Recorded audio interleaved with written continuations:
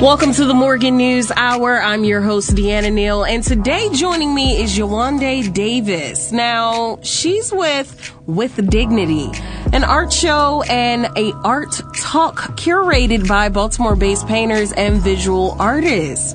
Now, this happened last August, if I'm not mistaken. Is that correct? Yes, it was August 23rd through the 31st. Oh my goodness. I am so sad that I missed it. So tell me about this art exhibit or show or talk. How did we get to With Dignity? Good evening. Thank you for having me. Yes, so With Dignity, Stories of Triumph and Recovery was the full name of the show. And it was from August 23rd to 31st. Essentially, we centered the stories of individuals from Baltimore City, Black individuals from Baltimore City who are in recovery from substance use. I think we see around our city and we hear in the media a lot of the negative and a lot of the sad stories. And although those stories are extremely valid, we don't necessarily celebrate the individuals who have been able to make it to the other side of substance use into recovery. And so I wanted to center those stories in order to kind of have that conversation both about recovery and substance use, to just bring the community together and kind of change the narrative, if you will. Okay, so you have a background in public health. Can you explain to me how we got to this point? What motivated you to get to this point? Yeah, so I moved here from Atlanta back in 2015, and all right, ATL. I know people are, I love it here, so I'm never going back. Anyway, but yeah, I moved here for a job at a hospital, and one of my main jobs was to bridge the gap between the hospital and the community. I don't know if people know, but Maryland hospitals are no longer incentivized for keeping people in the hospital. We're incentivized for keeping people out of the hospital and as healthy as possible. And the way to do that, the hospitals had to shift the way that they were doing things. And so I was one of the individuals responsible for helping them shift that programming. And one of the large populations, as you can imagine, is individuals with substance use. And so one of my first orders of business when I got there was figure out, or help the hospital figure out the best way to kind of intervene with folks when they were in the hospital. So you have them as a captive audience. And then to have a conversation with them about their substance use, see where they are. Do they need supportive services? Are they interested in treatment? If not, okay, cool, that's fine. Like, how do we go about things?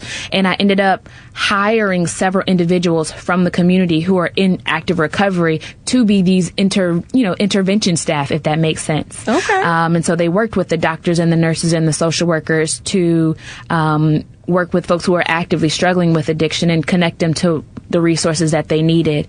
And through having these individuals as my staff, I got to know them. I got to sit with them. We talked about life. Some individuals were, re-entering from the prison system.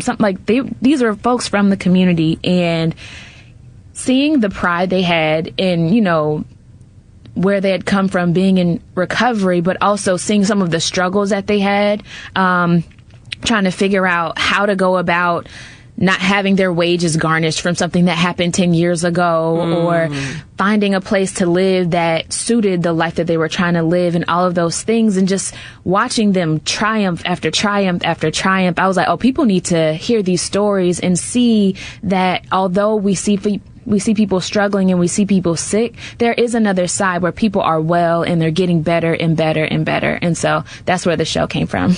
Okay, I get that. And I love the fact that you said I use real people who actually experience these things to actually be a part of the solution. Yeah. So when we're thinking of that, you hear the question 24/7, how do we solve substance abuse? Yeah. Throughout Baltimore, we hear that 24/7. You have a little bit of a better inside view and look into this, actually. And I wasn't going to ask you this at all. This was totally off the books.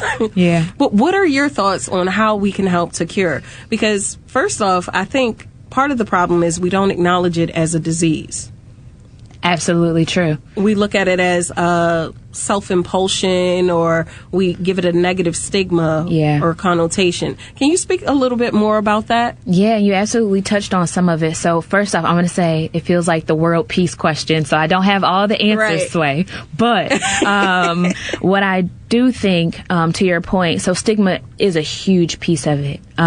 Just the simple acknowledgement of individuals as human, first and foremost, is important. I think probably everyone listening, everyone that you pass by has been impacted or knows someone who's been impacted by substance use, whether it's your uncle, your cousin, your classmate, your coworker, whoever. And so that simple acknowledgement and the compassionate acknowledgement, because like you said, oftentimes substance use is looked at as a societal, I'm a societal fail, I'm an eyesore, and it can be difficult to see people actively struggling. I'm not, putting that to the side. But I actually sat with the 7 individuals who were a part of the show, who were featured in the show, and everything led back. All of the stories that we talked about, their origin stories, it started in their childhood. And I'm personally interested in, individuals' childhoods and how that morphs us into the adults that we are. And so pouring into these kids, ensuring that they have safe spaces to show up and be themselves, positive outlets, it's important. There's just so much trauma that the individuals that I spoke with had faced that I was proud to even be sitting in front of them. It can be painful. Also, like you said, acknowledging that it is a disease and that there's literally something that happens in your brain chemically that detaches you from almost like who you are at your core, that makes you constantly chase that next high and put all reasoning aside.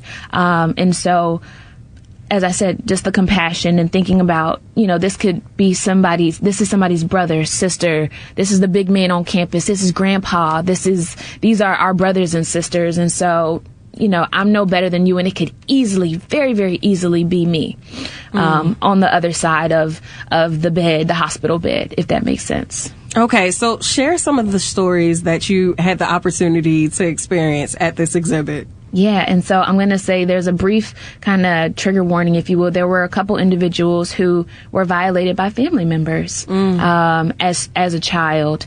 And, they didn't know they didn't have an outlet to release that. There was another individual, his brother was shot in front of him. Like, he was 9 years old. Oh, no. In his home. And he lost his older brother right there. And how do you process that at age 9? And there was no therapist that came to the house, and, family trauma therapy, no follow-up, no appropriate follow-up, if you will, to help him even work through that. That individual went on to experience homelessness for 15 years. He has quite the riveting story. He's been in recovery for, I think, about 20 or 30 years now. Wow. And his story, his kind of tagline is from homeless to homeowner, because he's very proud to own a home today, which he's very great. So I appreciated his story. But then there were individuals who came from loving homes. So it's not always the trauma. There were individuals who came from loving homes, who simply felt like they were outside of the box and wanted to fit in. And they found a crowd that said, hey, you can fit in with us. And it just happened to be the crowd that was using. And them using led them towards an addiction, towards their addiction or their substance use. And so it was quite varied in their stories. But I think I tried to run the gamut. I didn't want it to be all kind of, sad stories, sob stories. I didn't want it to be one narrative. There are so many different narratives to tell us and to show us that it's not just one type of person. Like I said, it could easily be me or you on the, in the hospital bed or on the bench or wherever. Okay, so paint the, visual picture for us. Where was this, located? How was it set up? How did it happen? Let us know, take us there for a second. Yeah, so I was able to secure a bit of funding from the BOPA office, Baltimore Office of Promotion in the Arts. Oh, shout out to Rachel Graham. Yeah. Along with Maryland State Arts Council and Behavioral Health Systems Baltimore. So they were all in to help make this be possible. So I have to, acknowledge that first. And then I ended up sitting down with individuals, and it started with a couple of folks who I used to work with, and we just sat and I went to their homes, or they came to my art studio, and we sat and just had a conversation about their recovery. I asked about what brings them joy, and take me back to when you started using, and how did you get out of it, and all of those things. So we had probably some of the interviews were 30 minutes, some of them were an hour and a half. So, it really ran the gamut. But I sat with them and I interviewed them, and then I took their pictures. And I ended up sitting with 7 different individuals, hearing their stories, and I painted 7 portraits of them. And I wanted to display them in their best light. And so we have folks sitting. One woman is standing with a big smile. I also brought in flowers. When we think about giving people their flowers. Yes. Flowers can go on both sides. They can represent life. They can represent death. And I think that every individual involved has kind of reckoned with both of those, if that makes sense. So I integrated different flowers that coordinated with their stories. And so one woman, Kim, she's very interested in doing an outstanding job of just striving to be better and to be more for her and her kids and now her grandkids. And so I integrated sunflowers into hers. The individual I mentioned earlier who, went from homeless to homeowner, there's a flower called a gladiolus flower. And it just sounds like gladiator. That's what it means. It means like triumph after, extreme hardship. And so those were brought into his imagery. And so I had some of those portraits. And then I did a couple of kind of complementary watercolor pieces that kind of tied their story together. And so the show ended up being at Genius Juice Studios. For those of you who are who are aware of Black Genius Art Show, Brian Robinson, the show took place there, and it was a beautiful turnout. We had folks working in healthcare who came from different agencies who came. We had, the individuals who were in the show, the featured folks. And that was their first time seeing the portraits. And it was great to see just them light up and see like, wow. I remember one gentleman, Mr. Martin, said, seeing my picture on this wall, it feels so much better than seeing a mugshot. That just hit me. And I was like, oh, wow. We had individuals from the community, because Genius Juice Studios is right next to Lexington Market. And so I was very intentional about, choosing that, the Bromwell Arts District in that neighborhood, so that whether you plan to come or you just happen to wander in and then you started reading, you were like, wait, these people are in recovery, because they're very beautiful, bright, large images, and you just get curious about their stories.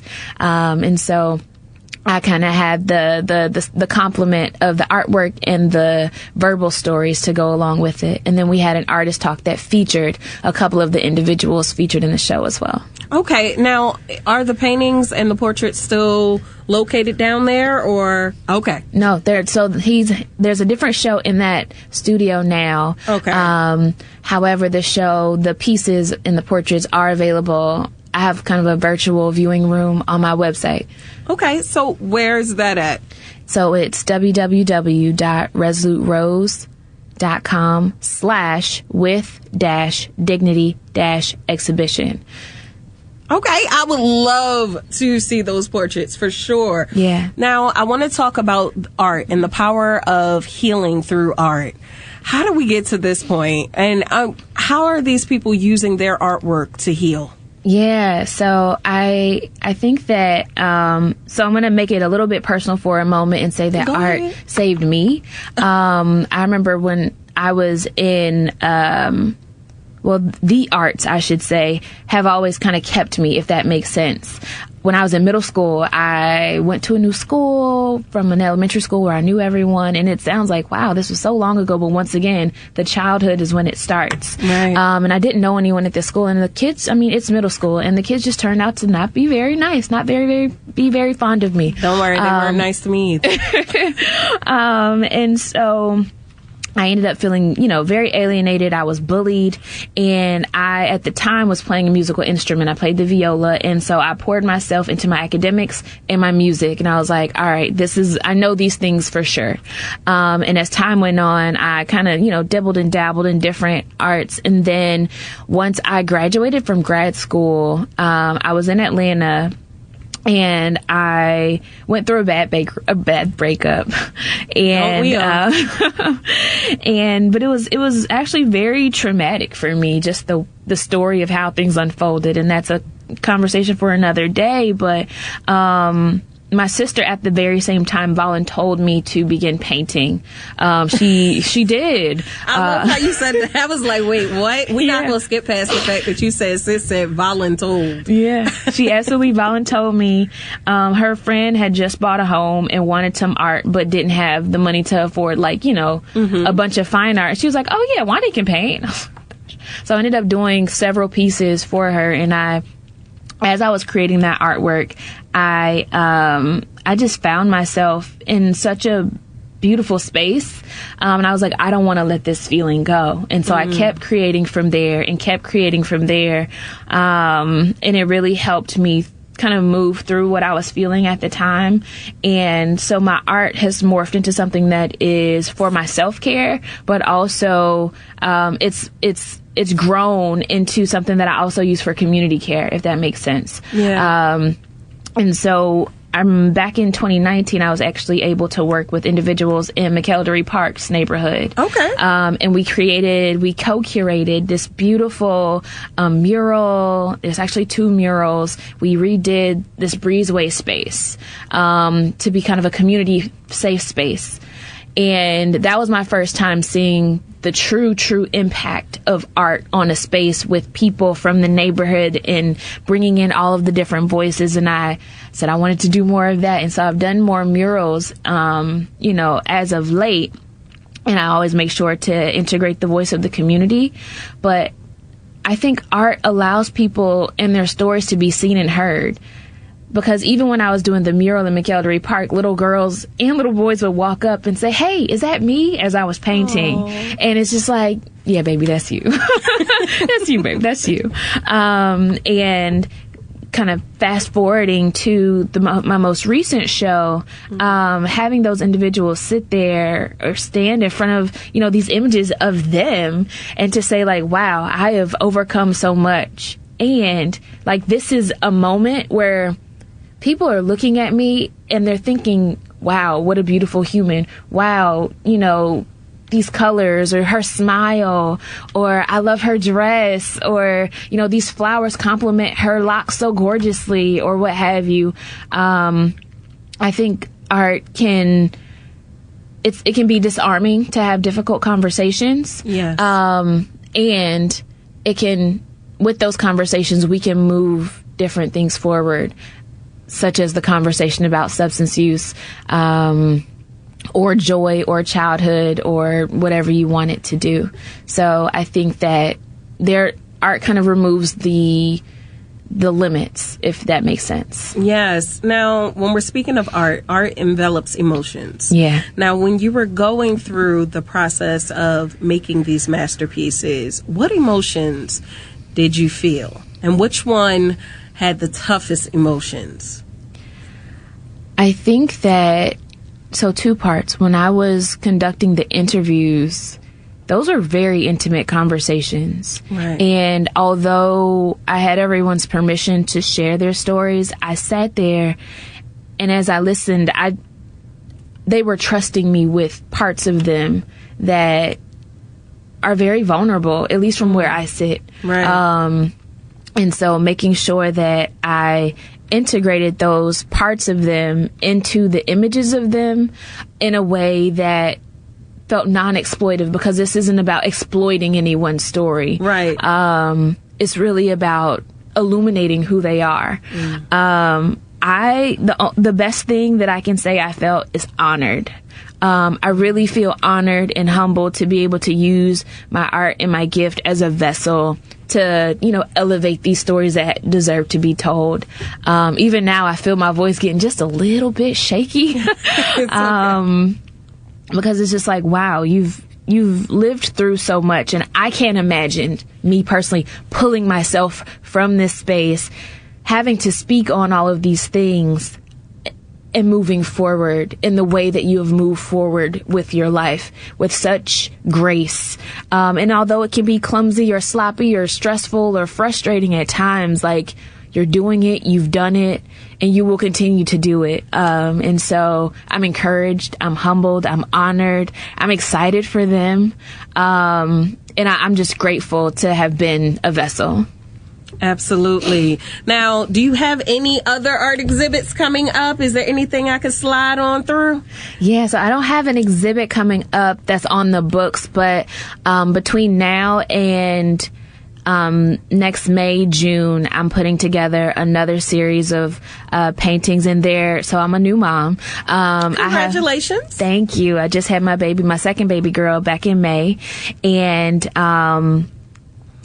a lot of my childhood has to do with my parents and just the way that they parented me. Mm-hmm. And I think about how I'm parenting my children now. Yes. And then once again, there's that childhood conversation, if you will. And so I'm doing kind of concurring series, one about mothers and daughters and one about fathers and their children, specifically Black families. I oftentimes paint Black people. I don't see anything wrong with that. Yeah, I mean, I paint what I know us. Okay. And I really want to explore family dynamics and parent-child relationships, and how that shapes us. But I want to do it from the viewpoint of the child. And so I'm really, really excited. So be on the lookout for that. That'll be in May, June of next year. So kind of that Mother's Day, Father's Day time. Okay. All right. So you'll definitely come back on the Morgan News Hour to give us a little preview of that? Absolutely. Would love to. Now, your name is beautiful. Before I go, I have to, pose the question of, what does your name mean? Yes, so my name is Yewande. It is a Yoruba name. My family is Nigerian, and it means mother has returned. Oh, yeah. How fitting. I know. Oh, I wasn't expecting that one. Yeah. That is beautiful. Thank you. Why did your parents decide to go with that? Please elaborate on that, because that is very fitting. I can see that for you. I know, and I can see it for me, but also it's wild because I feel it for me. And that's a great question, because I don't know why they named me that. It's so I know that the matriarchs in my family, especially on my maternal side, that's the side I connect with, the strongest. My great grandmother lived to be 115 years old. Oh, wow. Kudos to her. Yeah. I mean, she was in Nigeria, so I wish I had her meal plan or something, whatever she was doing. But I hear not as much about her, but I hear about my maternal grandmother, who passed away in 1994. Often, and just the fire that she had and the way that she loved on my mom and her 7 brothers and sisters, and just the way she moved through life. And so although she was alive when I was born and named, I still feel like, no, this is the one. Like, this is the mama I'm returning to. But it also makes me feel like, if mother is returning, then what is she returning to do? What is my work here? And so I take that very seriously, and I think that that's a lot of what I'm pursuing through my art. You definitely are pursuing that through your art. Now, before we have to get out of here, I have to give you the opportunity. Where can people find you? Where they can reach out to you? Let them know. Absolutely. So I am at The Resolute Rose on Instagram. TheResolutRose, The Resolute Rose. On Instagram, my website is resoluterose.com. Okay, and for some of these artists, do you have their information or somewhere that, people can locate them as well? So everything is on my website, as I mentioned, and on my social media, if that makes sense. And so if you go to resoluterose.com/with-dignity-exhibition, you can find everything there. Thank you so much. Yewande Davis, ladies and gentlemen. Thank you. Thank you for joining us here on the Morgan News Hour. Look, stay tuned, ladies and gentlemen. I know that was a very impactful interview, but we have so much more to come here on the Morgan News Hour on WEAA 88.9.